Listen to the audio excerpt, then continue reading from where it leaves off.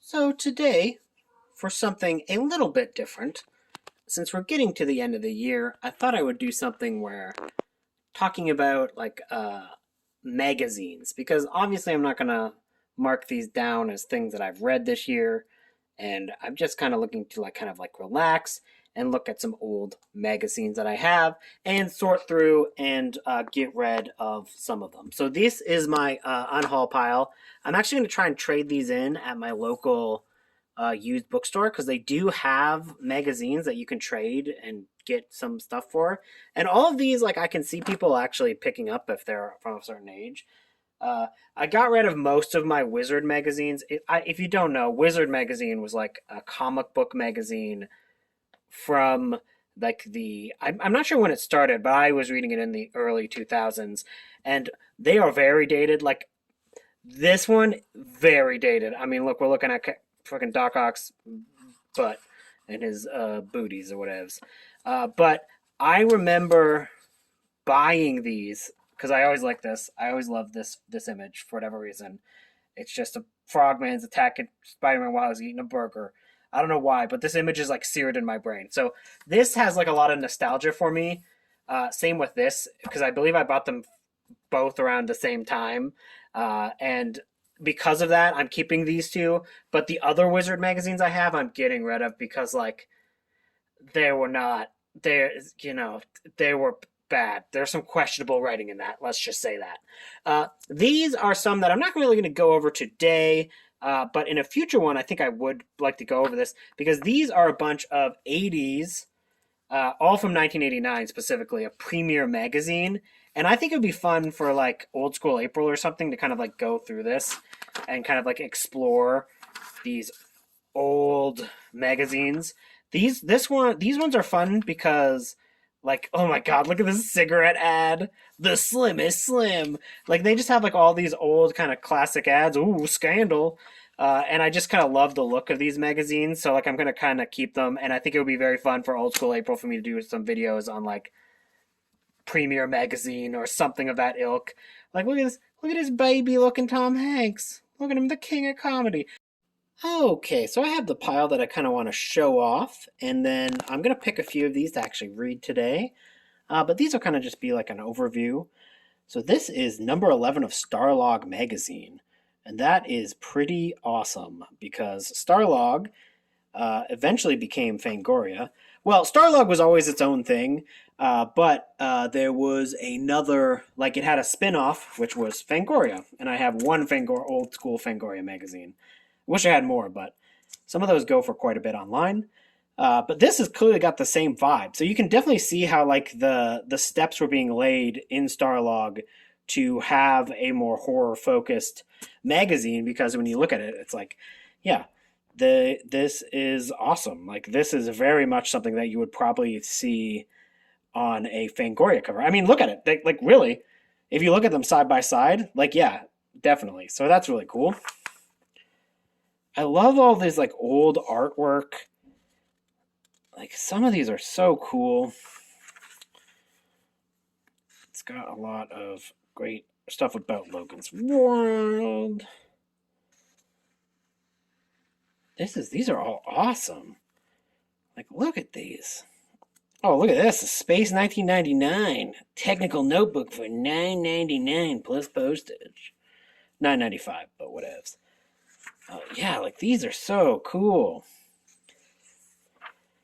Definitely, I think I'm going to do a more in-depth review on these things in the future because there's just so much to kind of like dive in and talk about and like look at in these that I think would be a great video. So I think I definitely would save this, some of these Starlogs, and then the Fangoria magazine to read. Especially, I think old school April would be a wonderful time to do that. Just kind of dive into what is really kind of like the most set up to be the most disposable entertainment, where magazines are kind of just meant to be read once and then shuffle off this mortal coil.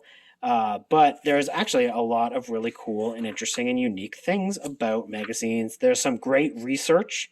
If you're at all somebody who likes to research old movies, likes to see old concept art, read interviews and reviews of old books and old TV shows from a contemporary perspective. It's really, really, really useful. And yeah, so this is awesome. And like, oh, it's my boy. It's my boy. King Kong.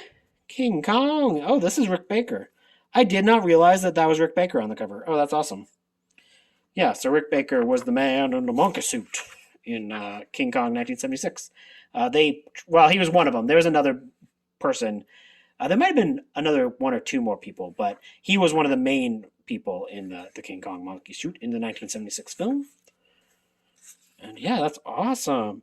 Yeah, like look at this awesome article about like science fiction comic books with like some awesome artwork. Like look at these classic stuff. Spock. Oh, Mr. Spock, hello. So cool. Kiss. Then I even have some interesting things like the Twilight Zone magazine. Cool stuff. So yeah, I'm just going to keep kind of going through these, and I'm going to show some of the highlights as we go through it. But look at that artwork. That is so cool. Oh, by Craig Spector. Fiction by Craig Spector. I wonder if that's Skip Inspector. Like, it's called Deadlines. I wonder if that is from one of the people who wrote John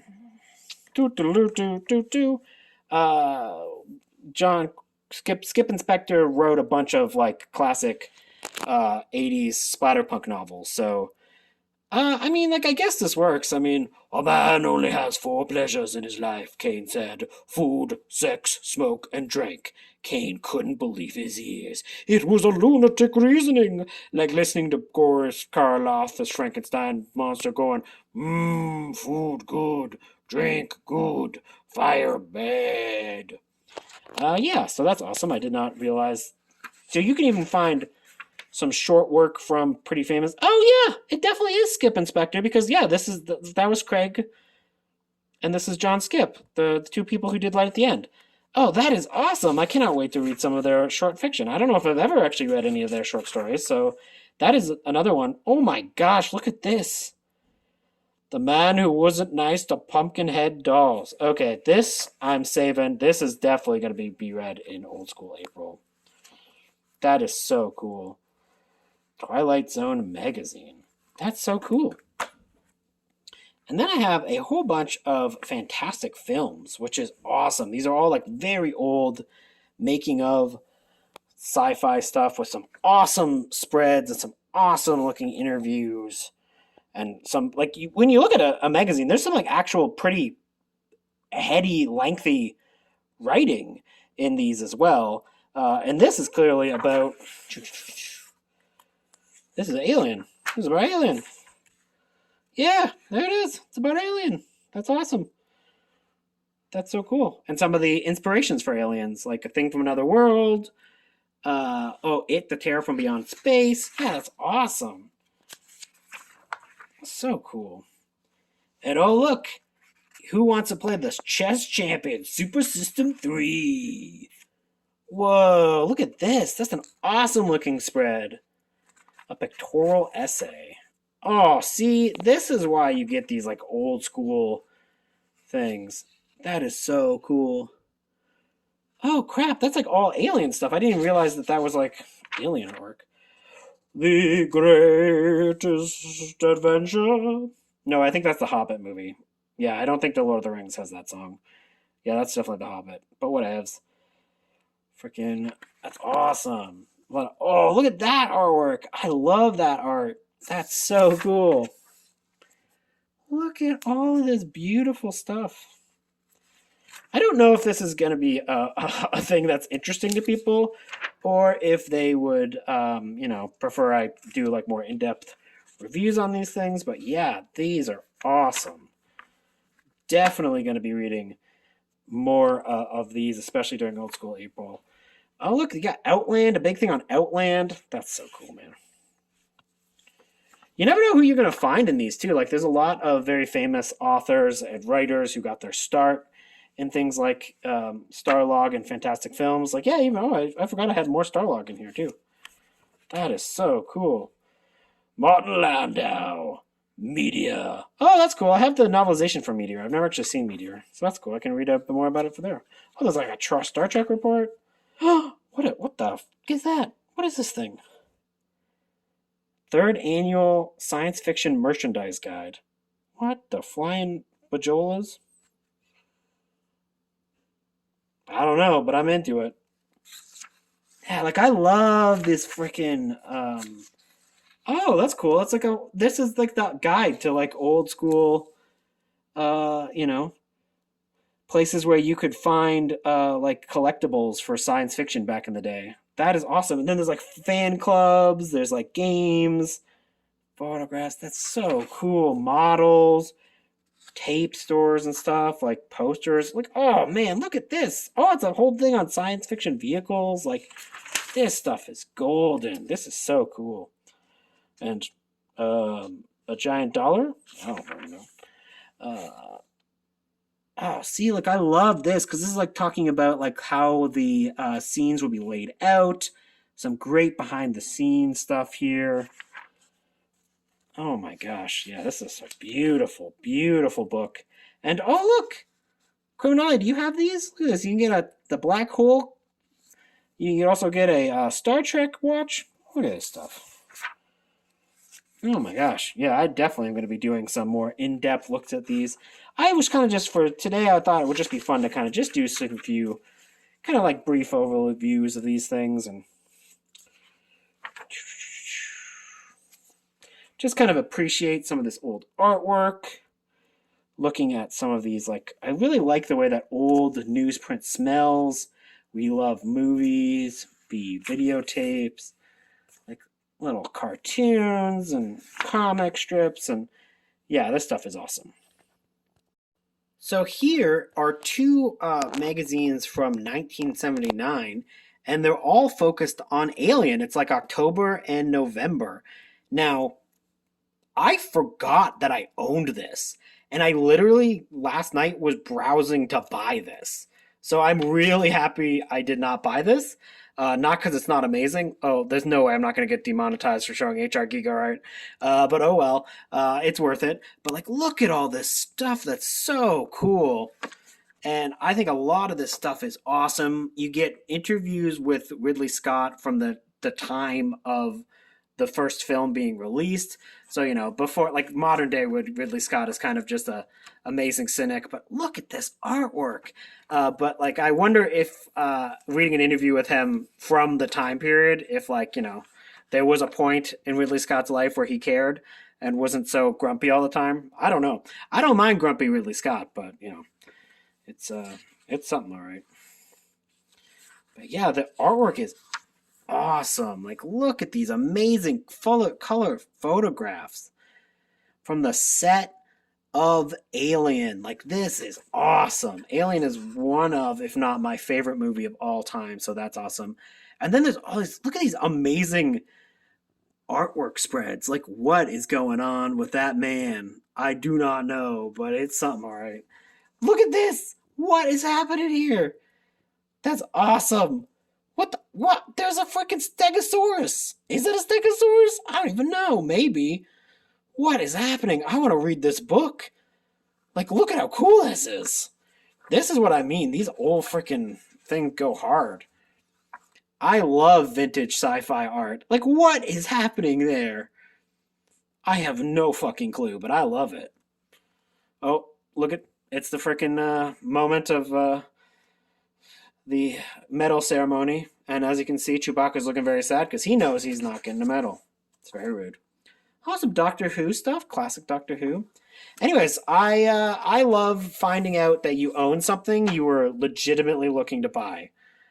So that is extremely funny. And yeah, oh, dude, we got Moonraker stuff. I love Moonraker. Moonraker is not a good movie, but I love Moonraker. That's the one where James Bond goes to space. Ooh, look at all this stuff. This is very cool. Like a retrospective of silent movie monsters. Oh, look at this. This article on This Island Earth. I love This Island Earth. That's like a great classic Universal monster movie. It's one of the lesser known ones. But the Metaluna mutants, which this is this character, this character has appeared quite a bit, but the movie isn't as well known as that creature design. So it's very cool. And there's some like, oh, look at all this artwork and stuff. Yeah, that's awesome. Um, you never know what you're going to find when you kind of go through your closets and be like, where do I actually own? Like, look at this. This is a Dune collector's, like a making of collector's item. What is? It's got like a bunch of like information. Is it all about like? Yeah, there's like an information to what the story is about. There's all of these like amazing, huge photos. Like, look at this. Freaking, look at the way this is laid out. Like, this is awesome.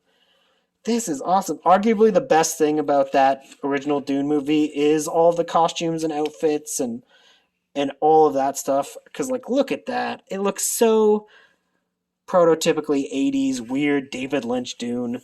Like, I don't. The movie's not great, but I like it better than the new one because there's so much more expressive, interesting art and interesting design choices.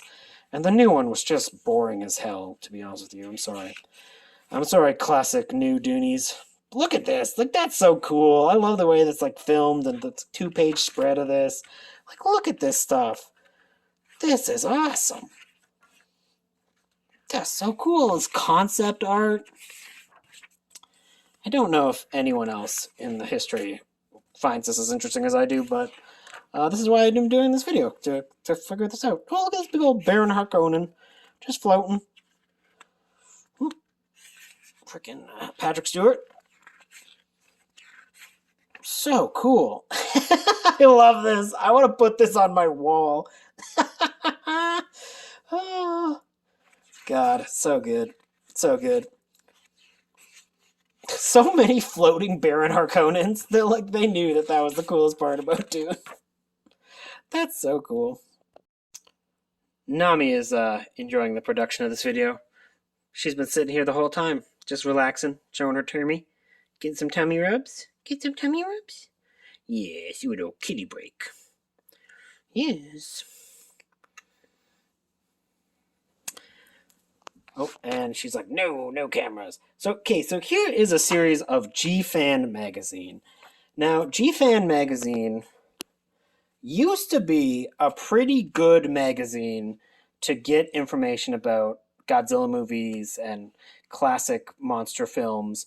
It is a fan-run thing. It's like G-Fan is supposed to be like Godzilla Fan.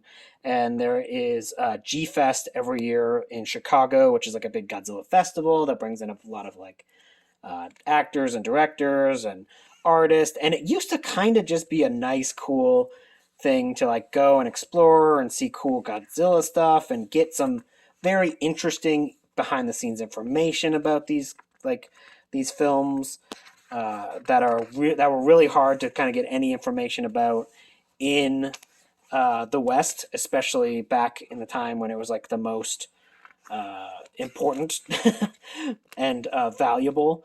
So it was going on for like ages upon ages upon ages, and it does still have some really cool artwork and some really interesting like some behind the scenes stuff that's really cool.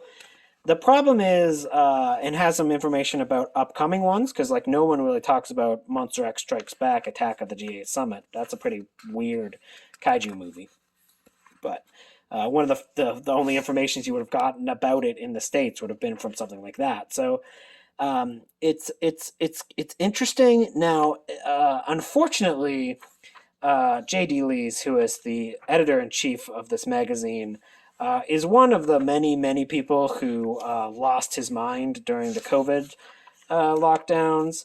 And yeah, let's just say the magazine went way downhill, and his very bad political opinion started to like kind of like infect the magazine to the point where G-Fest, I no longer have any interest in going to it because he runs it and he's a wackadoo. And also, like, I have no interest in reading the Modern magazine because it has some really atrociously bad articles in it now to kind of reflect the shift that kind of happened during 2020, unfortunately. But some of these old G-Fan articles are cool to go back and read. Now, I'm sure there's probably some questionable stuff in even these older magazines that I just wouldn't have caught on before knowing everything about the editor in chief's wackadoodness. But there's a lot of really cool looking artwork. Like I really do just like the artworks in here, and there are some very valuable interviews and explorations of behind the scenes stuff about Godzilla films that you really can't get anywhere else. And it is certainly worth tracking down and reading specific articles and specific information because it does have some good behind the scenes stuff that you can't find anywhere else. So.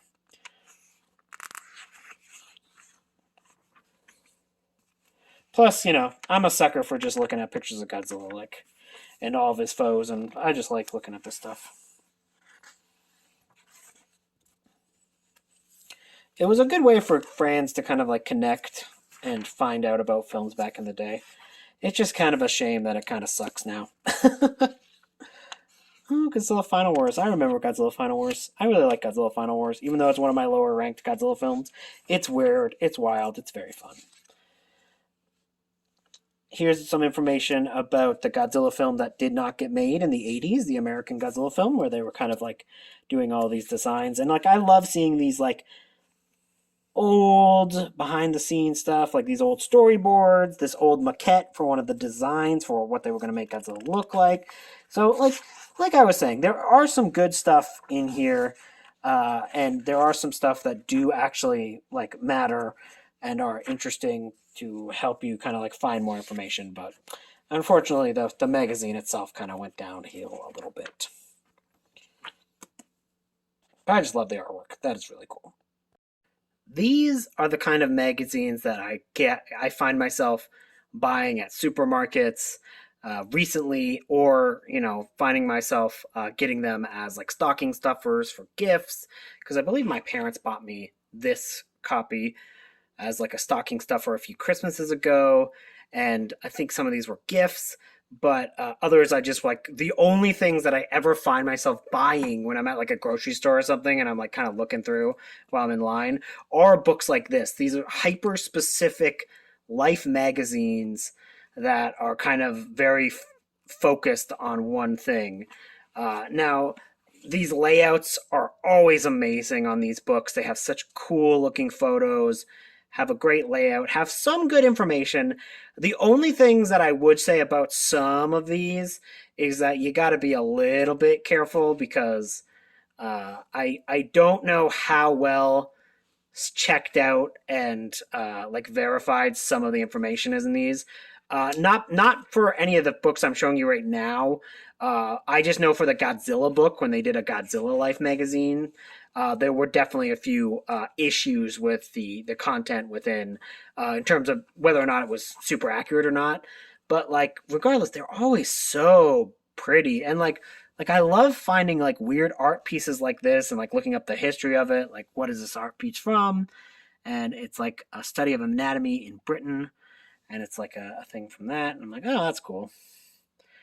And it's kind of talking about this is talking about like the inspirations for Frankenstein, and like look at all this artwork. Like this artwork is beautiful and classical, and like I would never have run across these like any of these pieces of art without getting a book like this. So even regardless about whether or not all of the information within the written word is like super accurate, I would always recommend, if you're using one of these as a source, make sure you double check some of the information said within. But you do get amazing vistas, amazing photographs, and some photographs that you would have never seen otherwise. Now, I'm pretty sure I have seen this photo of like Boris Karloff before, but like still, like that's an awesome looking photo of Boris Karloff getting the makeup in the original Frankenstein, and like all the stuff is beautiful, and really makes you kind of appreciate some of these old black and white films in a way that maybe just watching it wouldn't. Because like when you see a still like that, you kind of like look at the entire setting, you figure out like, wow, there's like so much that went into this. There'd be like a matte painting back there, there would be how everything's like in the foreground and the background, and just all the details and the things that are like strewn about, and like you get an appreciation for like how much work goes into films and how beautiful black and white films can be. And I love things like this where it's like talking about like promo images and posters and like people lining up to see it in the original era. A lot of look at these amazing classic looking film posters. Yeah, these are awesome. I love I love Peter Cushing as Dr. Frankenstein in those Hammer films. They're so good.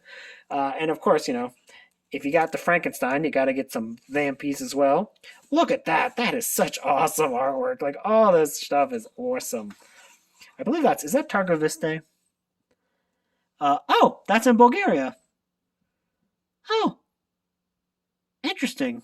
It's like they're looking at vampires in Bulgaria. Dracula the book.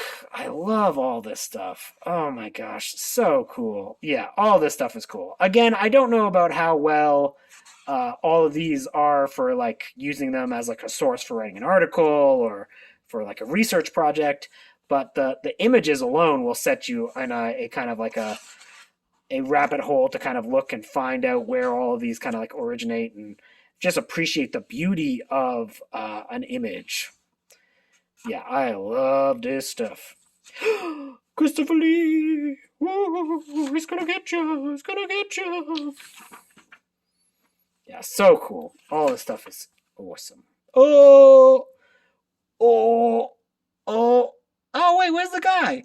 Oh, they missed the one. They missed the best Volturi. There's one more Volturi that was like usually sitting right there, and he's not looking at anything. And we always joked in the commentary, me and Kelsey, that he was looking at Mothman. Oh, who's this? Oh, that's Anne Rice. Oh, look at Anne Rice. I don't know. How does Anne Rice feel that she got second billing to Twilight? That's gotta sting a little bit. You go from Gary Oldman to Edward Bella. And look at Jacob, he's there going like, well, I'm here as well. Keep me away from your children. Anyways. Look at all this awesome stuff here. Yeah, so I love these. Oh, it's got a thing on Charlene Harris. I've been meaning to read some of Charlene Harris's books, but I never have. Oh, that's rad. That's rad. So yeah, these are not especially good for sources, but they're great for finding little tidbits of information that you can dive off to in other forms for research, and also have awesome layouts. Like the layouts are done so well, and all those amazing photos more than makes up for any like shortcomings in terms of information. So I love these. Next up are some modern horror magazines that are still kind of running. There's a number of these. I have quite a few of these. I was briefly for a time getting monthly new editions of Rue Morgue. The problem is I never really kept up with them and never really got into physically reading them and kind of always put them off. So what I think I'm going to do with these, because these are beautiful and have some really cool stuff in them.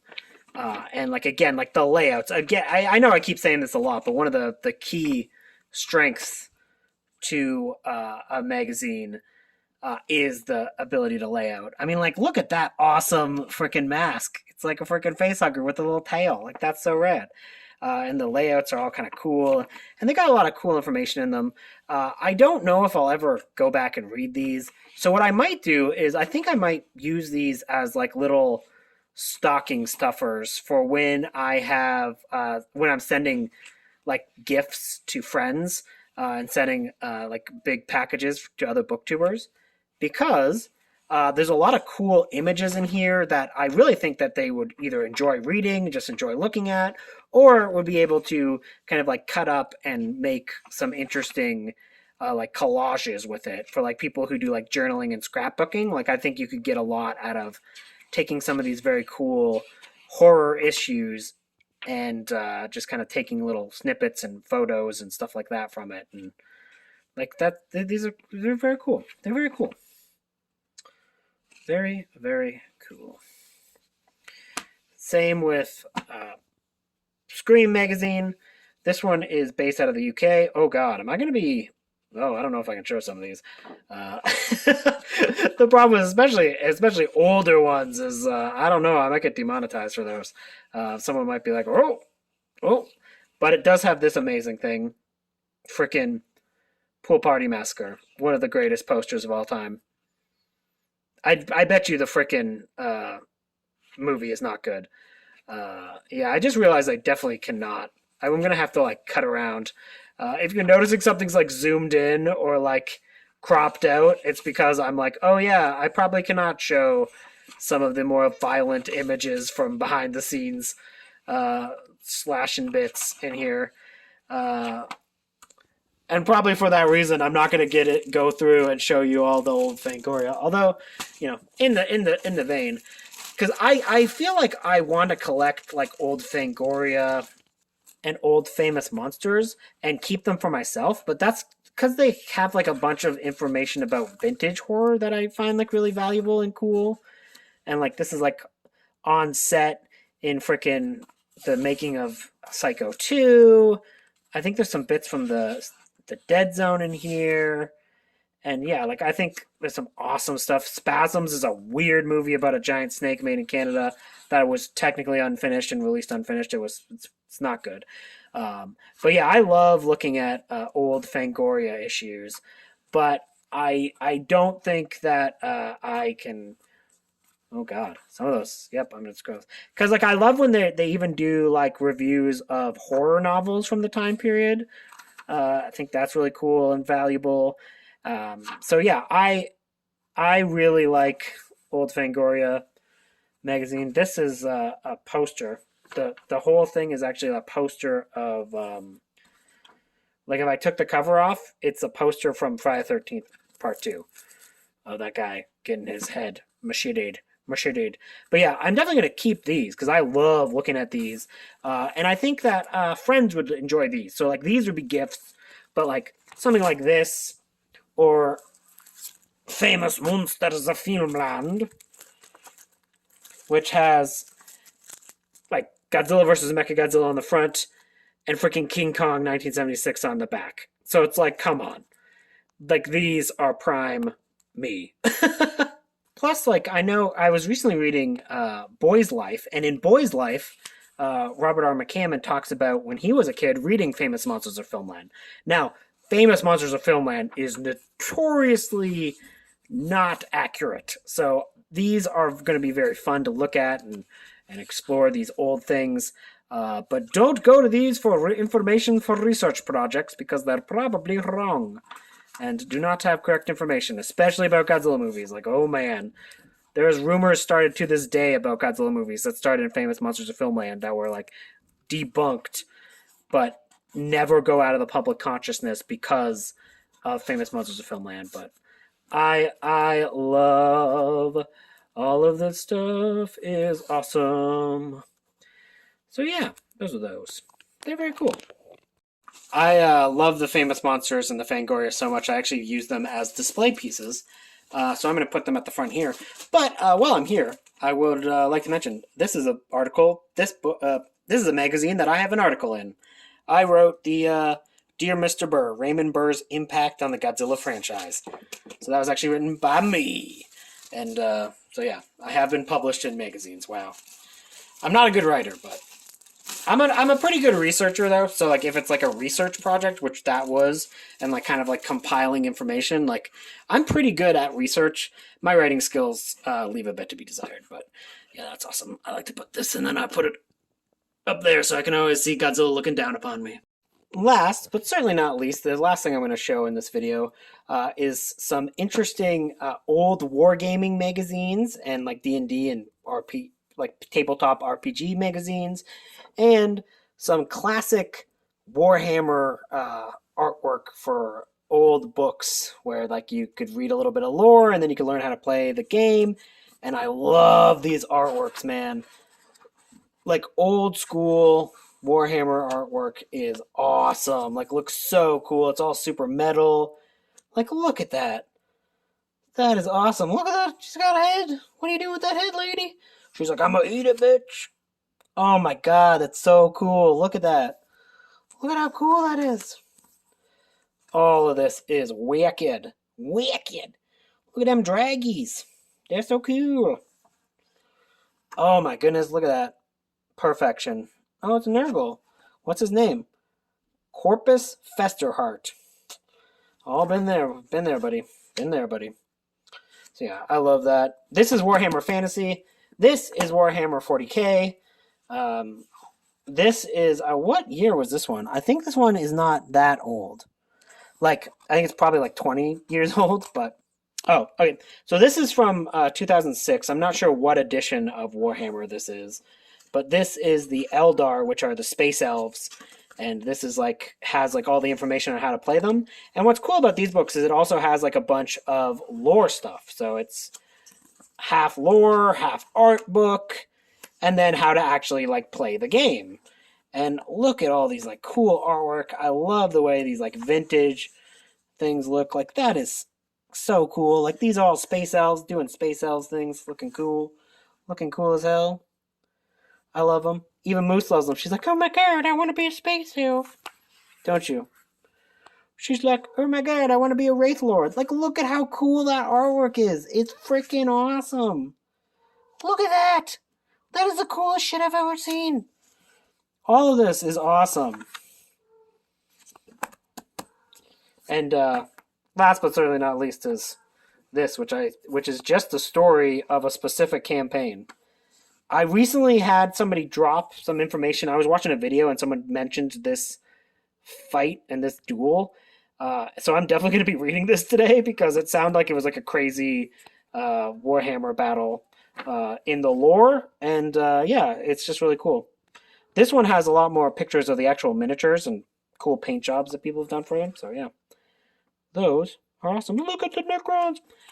And then this is an old magazine that is all about role-playing games and like, you know, from D&D to like Warhammer stuff like I was saying, and then a whole bunch of stuff that is not connected to that, like Vampire the Masquerade, a game called Illuminati. Like there's so many of these games that I've never even heard of. Look at this. This is some Godzilla stuff, like how to write Godzilla into, what is it? Into ogre miniatures. Oh, that's cool. It's like that is very cool.